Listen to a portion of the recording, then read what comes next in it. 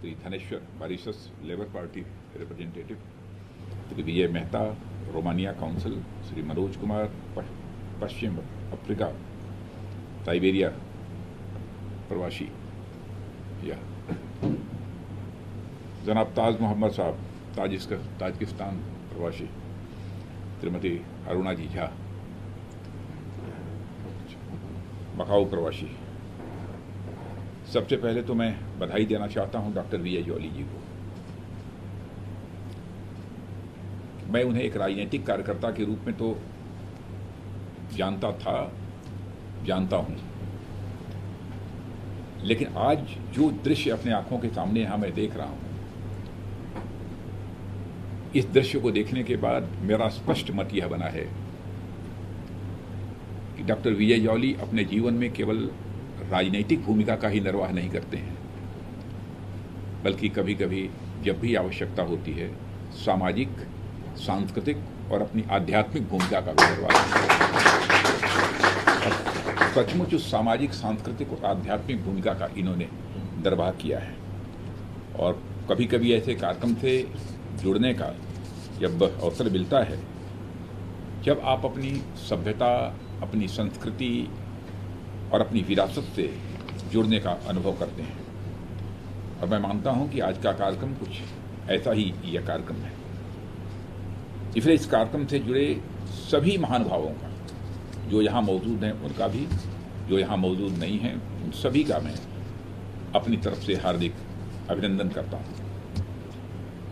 अयोध्या में भव्य राम मंदिर के निर्माण का स्वप्न कई पीढ़ियों ने संजोया है, और आज जब यह साकार हो रहा है तो यह हम सभी के लिए अत्यंत हर्ष का भी विषय है और साथ ही साथ गौरव का भी हम सबके लिए विषय है। इस नाते अयोध्या राम मंदिर में 115 देशों की जल अर्पण की यह सोच, यह एक अभिनव सोच है, और इस अभिनव सोच के लिए मैं पुनः एक बार डॉक्टर विजय जॉली को इसके लिए बधाई देता हूं। जिसके पास काल्पनिक क्षमता होगी, जिसके पास दूरदृष्टि होगी, और साथ ही साथ जिसके हृदय में एक आध्यात्मिक भाव होगा, और भारत की संस्कृति, भारत की कल्चर के प्रति जिसके मन के अंदर अगाध निष्ठा होगी, वही व्यक्ति इस काम को कर सकता है। और उस काम को डॉक्टर विजय जॉली जी ने किया है, इसलिए मैं उनका अभिनंदन करता हूँ। 7 सब कॉन्टिनेंट्स, वहाँ से कॉन्टिनेंट से इन्होंने 115 देशों का जल इकट्ठा करना, ये कोई छोटी बात नहीं है। और मैं तो कहना चाहता हूँ कि लगभग 192 देश सारी दुनिया में हैं। 77 कंट्रीज और छूट रही हैं। 77 कंट्रीज और छूट रही हैं। मुझे पक्का विश्वास है, आज मैं कह रहा हूँ, और बिल्कुल एक ईश्वरीय प्रेरणा से यह बात मैं कह रहा हूँ, शायद आगामी मंदिर निर्माण होते होते या जिस दिन बन जाएगा उस दिन तक 77 कंट्रीज से भी जो है जल फिर से यहाँ पर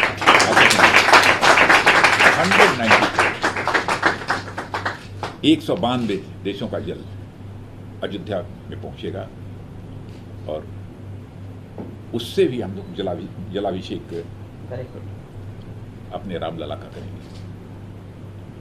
और रामलला इस काम को पूरा करने की पूरी क्षमता आपके अंदर दे रखी है, और इसको करना ही करना है, अब चाहे जैसे करना है। और आपको शायद अनुमान नहीं होगा कि आप वो 700 क्या लाए थे जी, ये 115 मैं सचमुच आपकी सांस्कृतिक सोच, जो कल्चरल आपकी थॉट है, उसकी मैं सराहना इसलिए मैं करना चाहता हूँ। भारत में हम लोग कहते हैं कि विश्व में भारत दुनिया का इकलौता देश है जिस धरती के रहने वाले ऋषियों और मनीषियों ने भारत की सीमा में रहने वाले लोगों को ही अपने परिवार का सदस्य नहीं माना है, बल्कि पूरे विश्व की धरा पर रहने वाले लोगों को अपने परिवार का सदस्य मानते हुए वसुधैव कुटुंबकम का संदेश, the whole world is a family, यह संदेश सारे विश्व को दुनिया की किसी भी देश की धरती से गया है तो केवल और केवल भारत देश की धरती से गया। और इसीलिए भारत की माँ की कोख से पैदा होने के कारण, भारत की मिट्टी में खेल कूद कर बड़ा होने के कारण, भारत का नदियों का पानी पीने के कारण ही शायद आपको यह प्रेरणा प्राप्त हुई है कि जो भारत सारे विश्व को अपना परिवार मानता है, तो आज हमारे सबसे बड़े एक सांस्कृतिक प्रतीक उनको कह लीजिए, आध्यात्मिक प्रतीक कह लीजिए, जो भी कहना हो, मर्यादा पुरुषोत्तम भगवान राम अथवा रामलला जिनका भव्य राम मंदिर का निर्माण हो रहा है, तो सारे विश्व से जल वहाँ पर आना चाहिए और उससे उनका जलाभिषेक होना चाहिए, अथवा उस निर्माण में उस जल का भी उपयोग होना चाहिए। यह सोच इसी कारण आई है। वसुधैव कुटुंबकम, सारा विश्व हमारा परिवार है। तो भारत में आस्था के इतने बड़े केंद्र के लिए इतना बड़ा अभियान चलाया जा रहा है, तो उसमें सारे विश्व का जल आना चाहिए। इसी सोच के आधार पर आपने इस कार्य को प्रारंभ किया है।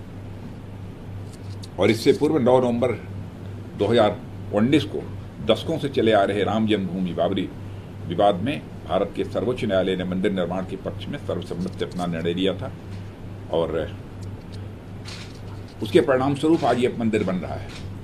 सबसे बड़ी बात, हिंसा का सहारा भारतवासियों ने नहीं लिया,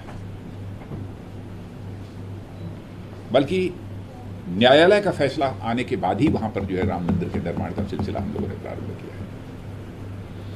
यह भी एक पॉजिटिव अप्रोच भारतवासियों की है, क्योंकि भारत एक ऐसा देश है कि जाति, पंथ, मजहब के आधार पर कभी किसी से भेदभाव करने वाला देश नहीं है। कास्ट, क्रीड, रिलीजन के बेसिस पर हम किसी भी प्रकार का डिस्क्रिमिनेशन नहीं करते हैं। यह भारत की सोच है। क्यों? क्योंकि भारत के ही ऋषियों और मनीषियों ने कहा है, यत पिंडे तत् ब्रह्मांडे, जो पिंड में है वही ब्रह्मांड में है, जो जड़ में है वही चेतन में है, जो सूक्ष्म में है वही विवर्त में है, जो छोटे में है वही बड़े में है, जो मेरे में है वही तेरे में है।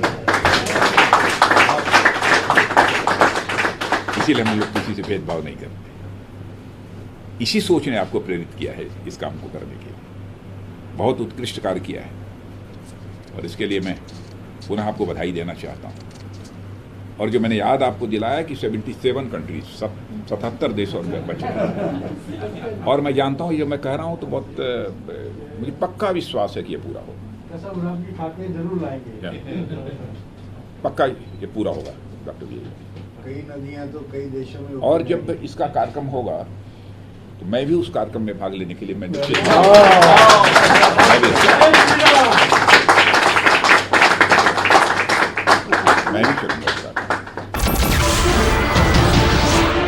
नमस्कार, मैं हूं मानक गुप्ता। अगर आपको हमारा ये वीडियो पसंद आया हो तो इसे लाइक और शेयर जरूर करें, और हाँ, हमें सब्सक्राइब और फॉलो करना ना भूलें, ताकि आप देश और दुनिया की कोई खबर मिस ना करें। तो जुड़े रहिए हमारे साथ और देखते रहिए News 24।